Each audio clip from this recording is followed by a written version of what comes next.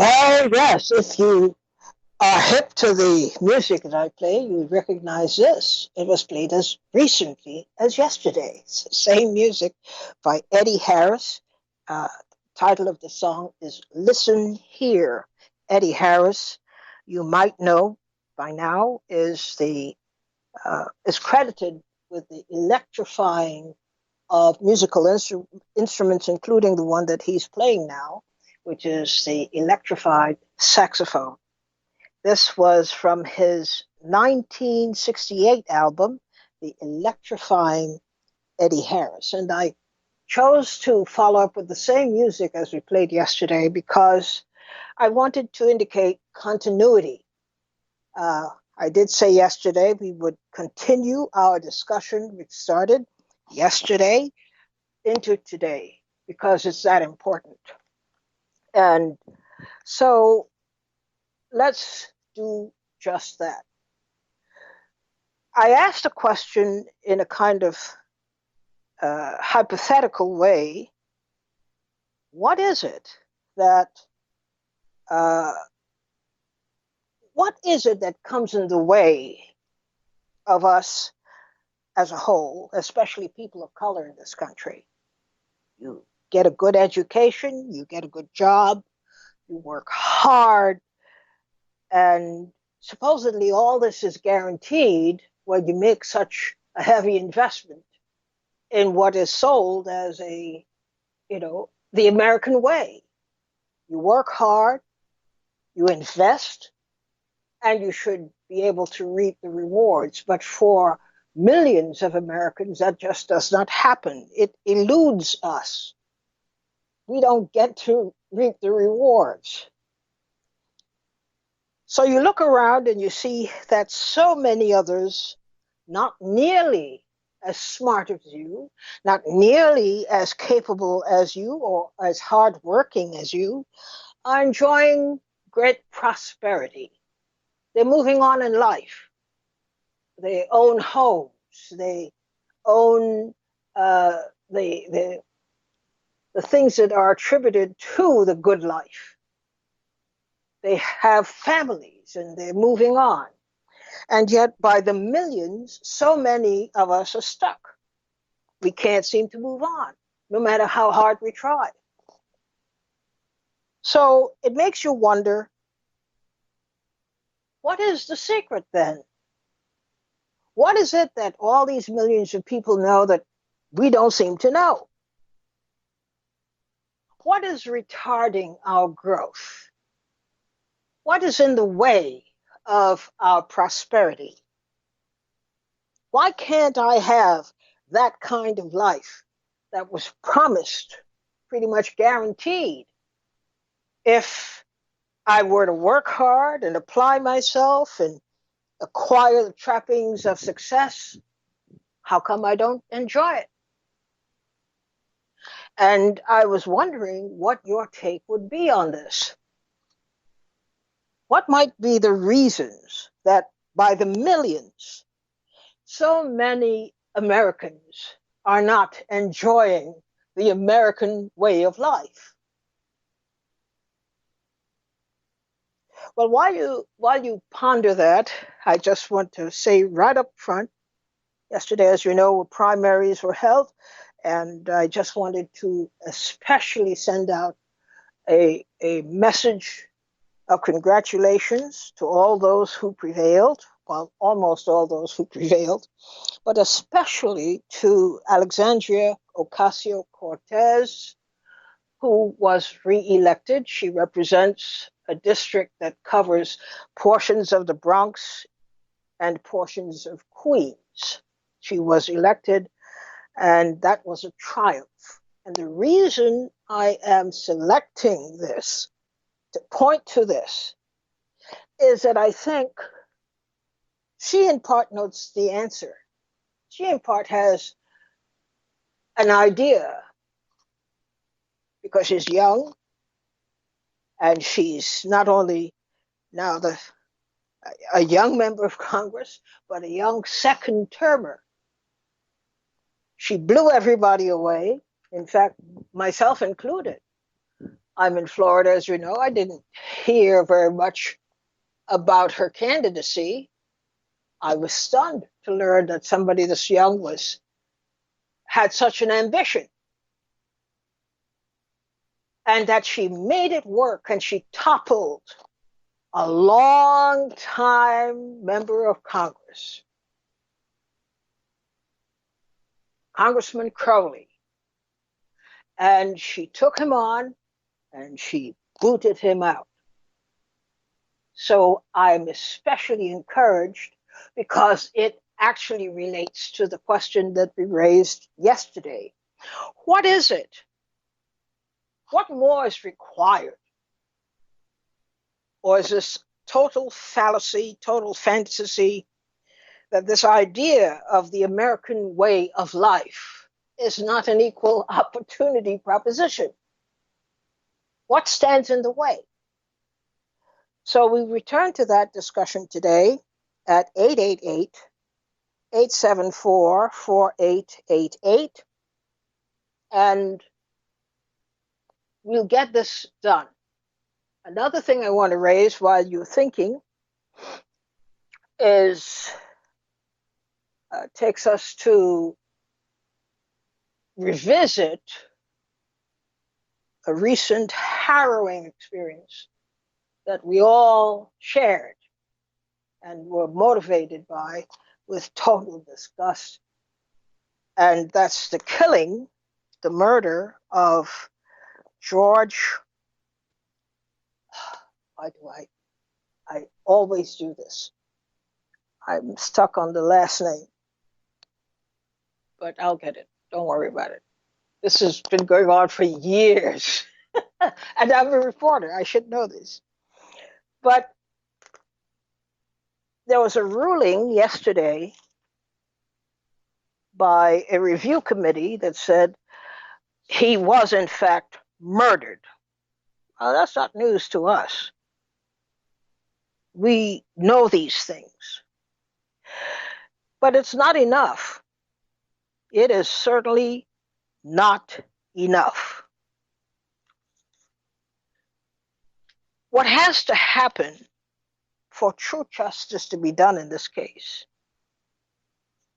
is to put on the books, to put on the books a special kind of murder, which this one was. And we have seen it happen many, many times in our communities. I have called it not just intentional murder, but this is a torture killing. This is the case of a police officer, aided and abetted by three others, to methodically and intentionally cause a painful death by prolonging suffering and applying techniques that were guaranteed to result in death. So even though the officer was charged with murder, it's insufficient, I contend, as a charge. We have to have a definition of what happened there as a particular kind of crime. And the particular crime, I think, that should be on the books, especially when we talk about how police officers routinely dispatch people from the earth with impunity, even affording them a trial on lesser charges. This isn't just murder. This is a torture killing. And we have to have that reflected in the books so that officers who engage in this kind of conduct will be held fully accountable in the way that they would be held accountable in an international court of law. This is the kind of crime that we would see, or we had seen, in conditions of war, when people are captured, and they would subject them to particularly painful deaths before they actually do die.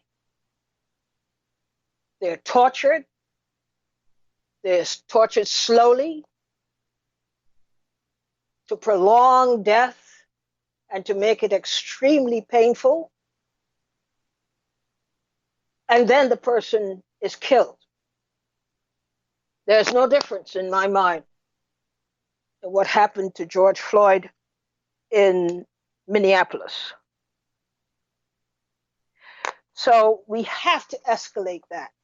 We have to see to it that murder has as many definitions as the methods used to conduct it, especially by police.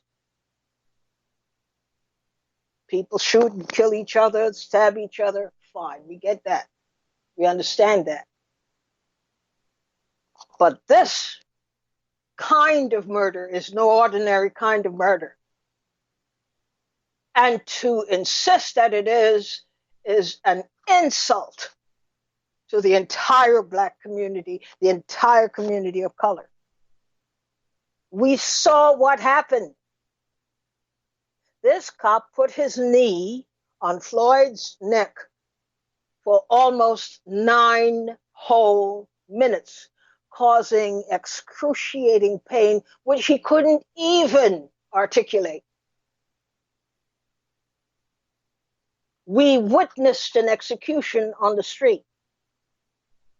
That's not just murder, folks, by an agent of the law, supposedly. It is no different than, say, in Vietnam, when we see these kinds of atrocities occurring with alarming regularity. People from one side being taken, and then a big spectacle is made of how they're going to die. This is not just murder. This is a torture execution or torture killing. We have to be explicit about that. And we should even move to secure prosecution in the international arena. Just because you're in the United States doesn't mean only the laws of the United States apply. We live in a world community of nations, and it seems to me if some nations are brought before the world to answer to atrocities like this, so too should the United States be judged. Especially when a member of the so-called forces, in the presence and with the cooperation of others from law enforcement, inflict this kind of punishment on a person. And the laws of the United States do not permit and will not permit judgment on that basis. Judgment of what we saw. We can't deny it. This was not, and we have to insist on it, it was not just murder. That would have been bad enough. We have to have the word torture in there, a torture killing, in much the same way that soldiers were made to account for violating what are acceptable, quote unquote, what is an acceptable conduct even in war. Nobody has raised this, and we therefore have to push. We have to, because it just happens so often. All around the United States, police officers have ingenious ways of dispatching people of color with impunity. And we're still holding to the idea of what the law says about murder. This is not murder. We have to understand that. This is a particular kind of murder, deliberately implemented, not only to end somebody's life, but to do so in a particularly heinous way that violates international law. If the laws of the United States don't permit a trial on that basis, then it has to be moved to the international arena. What we saw violated international human rights law. No question about it. And so we have to make that department in Minneapolis accountable. Certainly the officer who conducted this torture murder, this torture killing, and the others who witnessed it and aided and abetted it. We're not done in Minneapolis. And we shouldn't pretend that, well, it was unfortunate, but, the officer was disciplined. Who cares about him being disciplined? He's a murderer. He's a torturer. And he will be back among us, and it will be read as, well, I did my time. And that means that the life of George Floyd was not nearly worth the effort to fully defend it. Not worth the effort. You have a big funeral and all of that stuff, all the flashy responses, great. You had protests, great. You had marches, great.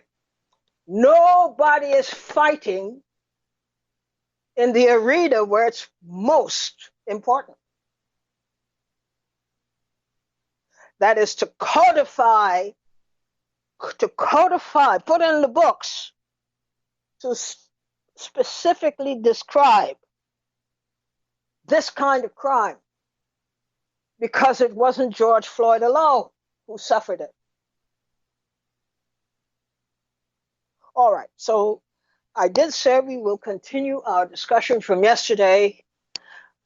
It's not hard and fast. If there are other things on your mind, let's accommodate that.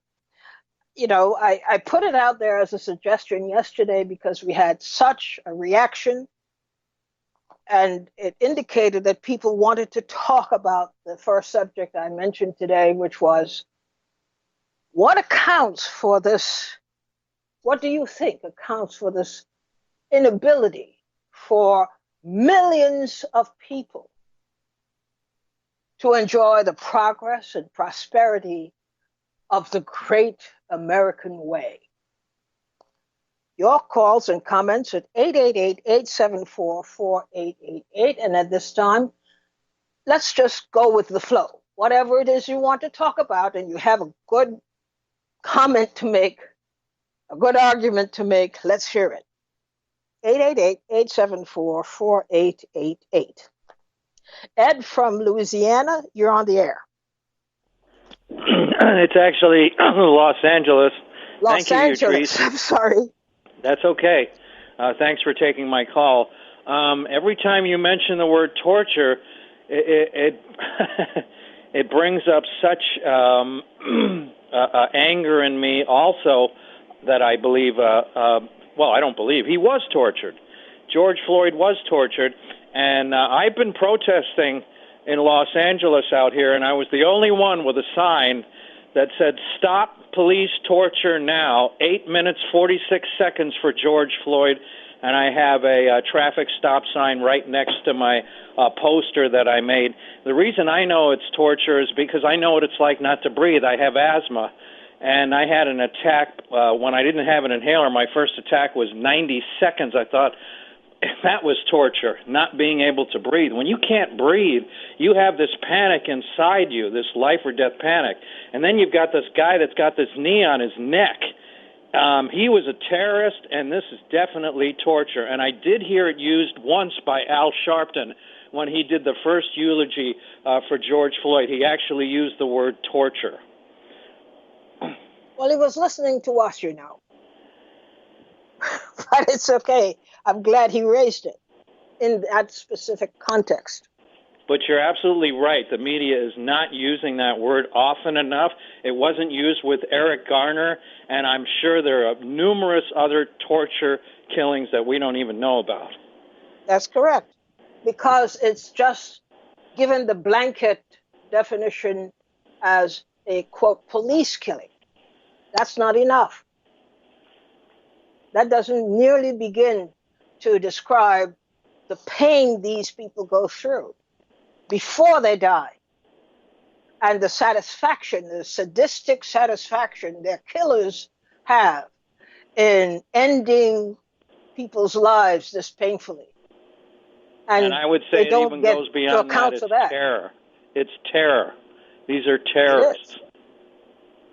It certainly is. Thank you, Ed, for getting us started today. And Thank you for taking my call. Strong points. Thank you. Marvin from New York, you're on the air. Hello, Utrice. How you doing? Okay, Marvin. How are you? I'm good. Thank you.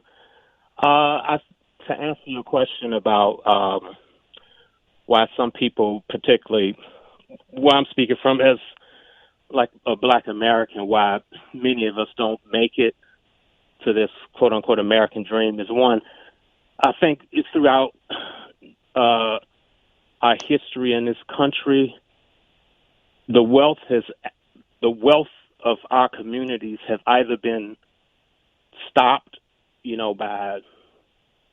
by burnings and terrorist acts and stuff, burning down neighborhoods and communities, and also the sucking of wealth out of our communities.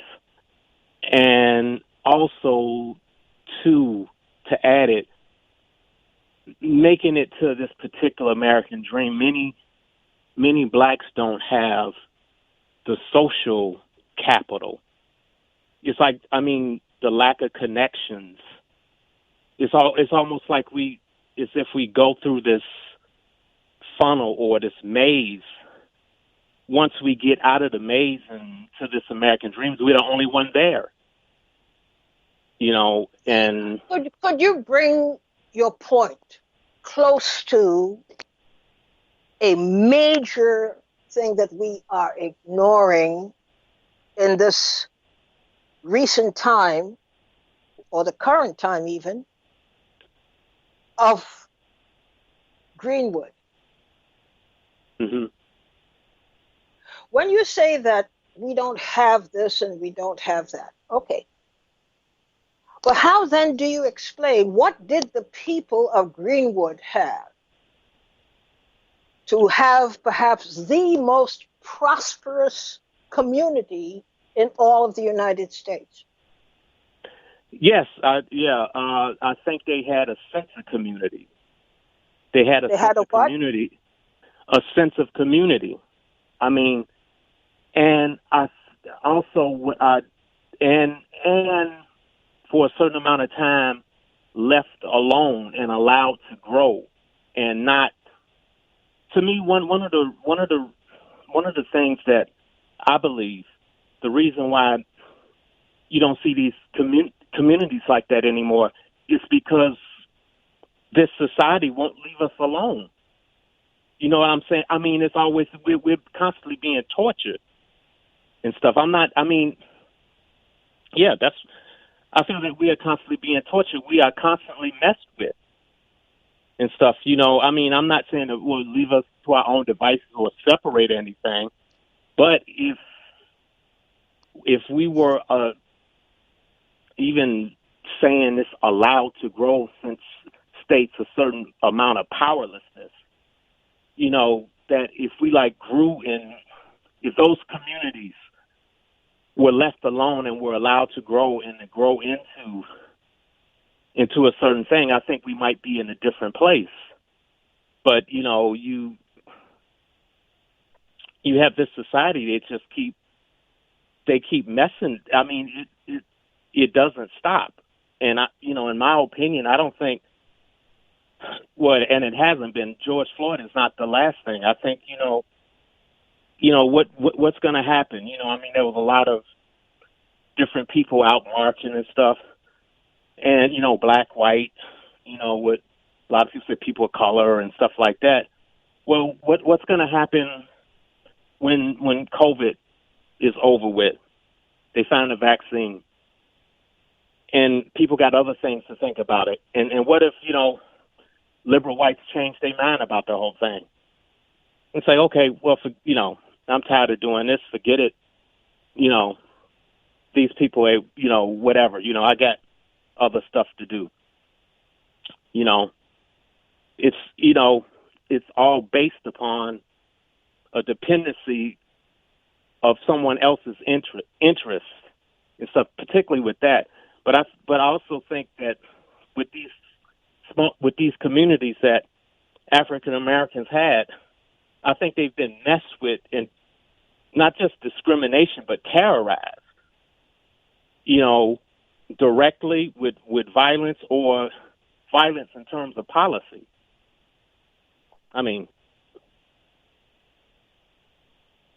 but let me ask you frankly. Mm-hmm. Could all the black communities be a reflection of Greenwood? Is it possible that Greenwoods could grow up every place there are black people?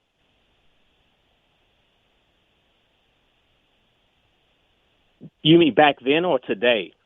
Today. It could be, but one of the issues is as long as you have poverty, you're gonna have issues and stuff, and as long as you, right? I mean, I don't. I'm just trying not to get too anecdotal, but I have a good friend of mine. I've been knowing her for about 40 years. She was telling me that her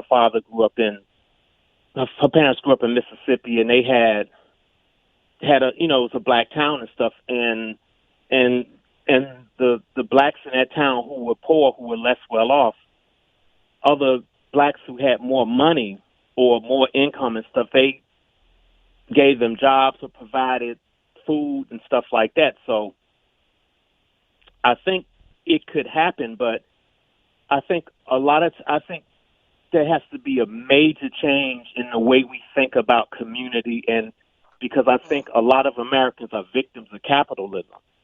So everybody's striving to get ahead and get not just ahead, but to get way ahead and get material things. I think it's possible, but I think it has to be a serious re-education, political education amongst everyone. Even a well, you're certainly onto something there. Mm-hmm. I would encourage you to develop the theory or the thesis of what you're developing today, and take it a little further and be prepared to present it right here on this program. Thank you very much. For your encouragement. Bye now. Thank you very much, Marvin, for your call today. Tony from Orlando, you're on the air. Hi, Chris. Thanks for taking my call. Thanks for calling. I want to continue on the topic you were just speaking with Marvin. Yes. What I believe holds us back the most is the fact that this system that we live in and are a part of, which is very important to understand, we are a part of this system, was not intended for us. Like I believe David from Brooklyn. Yes. He explains it very well as far as the whole, how this system is designed and who it serves. The problem is that, like David always wants us to do, is to try to get it.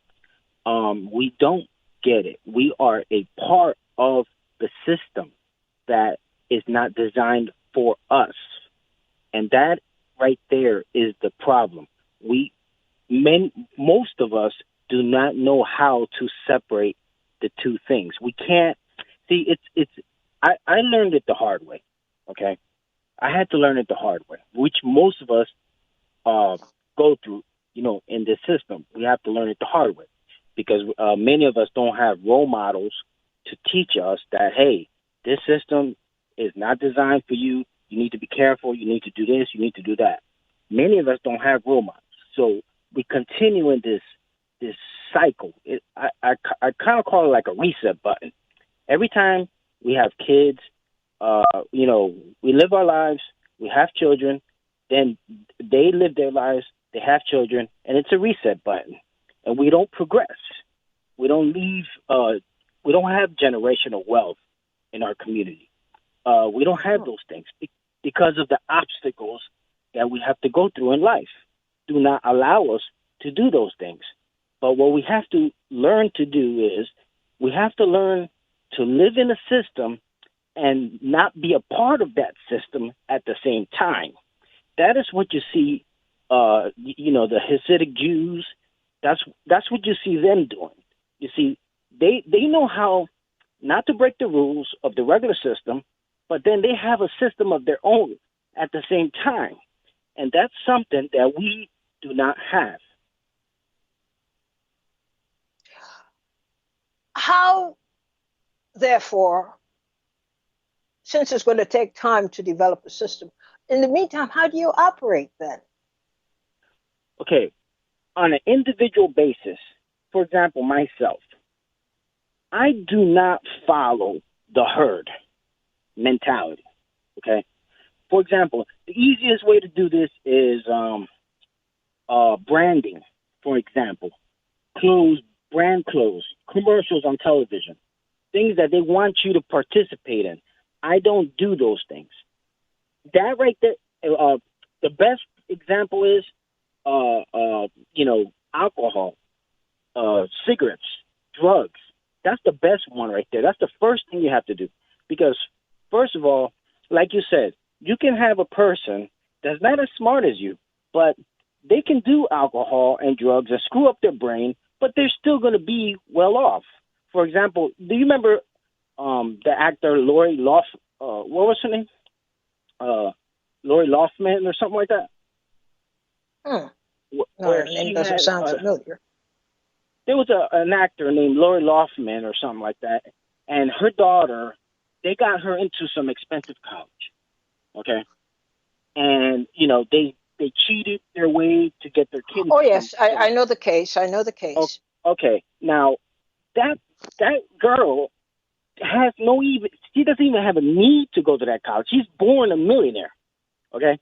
That was just so that they can have a piece of paper and say that this stupid person, okay, is legitimate in her Yeah, wealth. but you don't know That's that all. she's stupid. You don't know that. So, Have you? I don't know if you seen her speak. I've seen her no. speak in an interview. I've seen her speak. I've seen the kind of person she is. She was out partying with, I believe, one of the big shots in the university. Okay, so they got connections. These are people that they live their life. They're allowed to screw their brain cells, burn their brain cells away, and they're still making it in life. That's what you were talking about. As far as I could do everything 100% perfect, but I still won't get there. You see what I mean? While another person can screw up and do anything they want to do and still get way ahead of you. That's a prime Okay, example of so let's go with the theory that some people could do just about anything. I mean, look at Donald Trump. He's president of exactly. the United States.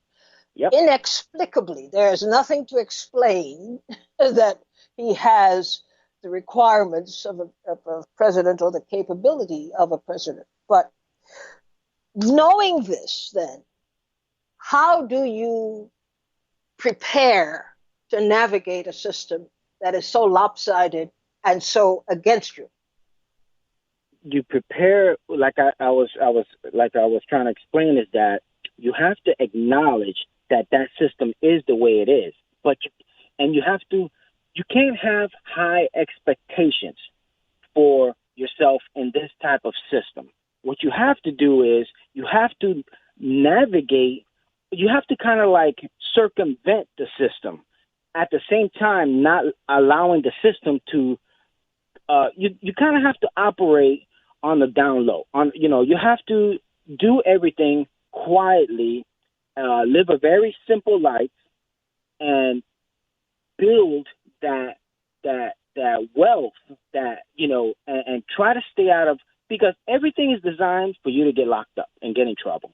Okay, for instance, you have a argument with your wife or whatever, divorce. If you look at those shows that they play on TV all day long, right? Maury, all these shows, Jerry Springer, and as soon as they hit the commercial, you have divorce lawyers. You have all this stuff aimed at us so that we can destroy our lives. Okay, we fall into those things. Okay, and we put child support on the man. So what happens to that?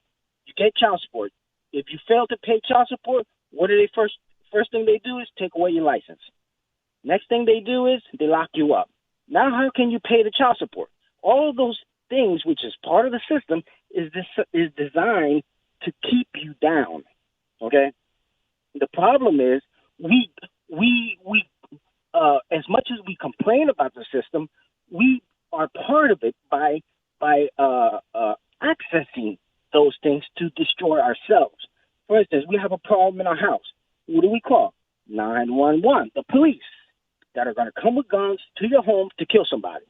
If we can't really understand that by now, when are you going to understand that you're using a system against your own self? So what you have to do is circumvent that system. You have to live kind of like in a parallel system at the same time to build up community. Well, you've given us quite a lot to consider and to ponder. And I thank you, Tony, for calling in and contributing that today. Thank you so much. We go next to Frank from New York. You're on the air. Yes, thank you. I think I'm surprised. Those two, the last two callers were really, in many ways, really on point. And I say that because I'm someone in my 70s, so it's good to hear those younger brothers talking about this. Now, it's something that I have felt for many, many years, is that we are trying to, and it's a futile attempt on our part, to put our cosmic footprint into this square cast, and it doesn't fit. We don't fit here. And we're doing our best to try and show that we can, and we're nice people and so forth, but it doesn't work. A perfect example is there have been 3 or 4 deaths attributed to cops, even during the so-called rebellions by Antifa and Black Lives Matter. It doesn't work. It doesn't work. Now, is there a solution to it immediately? No, not at all. And I know you feel that local representation is a key is one of the keys to it, but I can't see that working either. How do you deal with someone that is arrayed against you on all levels? And I'm watching, even as Gary Null starts to become more conservative. How do you deal with? You think so? Oh yeah. Oh Lord. Yeah. I'm noticing that. The last about 3 or 4 months or so, I'm noticing that. Hopefully that doesn't occur because I respect him on a number of levels. But as people start to see deterioration of the culture, they're going to become more protective of their own interests. So, and I'm not saying that's a negative thing, but at this point, if we're trying to square ourselves into this round peg, it's not going to work. And I don't have an answer. Because you're gonna say, "What's your answer, Frank?" And I don't. I know you're gonna say that. And you maybe anticipated it. And maybe there is not one that we are aware of right now.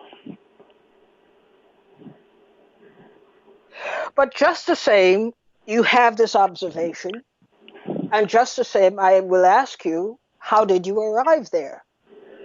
Trial and error. I came to that conclusion as a result of a number of different, over the years, as I mentioned, I'm in my 70s. And you, as a matter of fact, even going to some of your lectures while you were at City Sun and functioning in Harlem, we began to see that we're killing ourselves and starving ourselves because we're producing distorted and misdirected children, while at the same time we're talking about how great we were in Egypt. And it's not. That's a very strong point. It doesn't fit. It does not fit.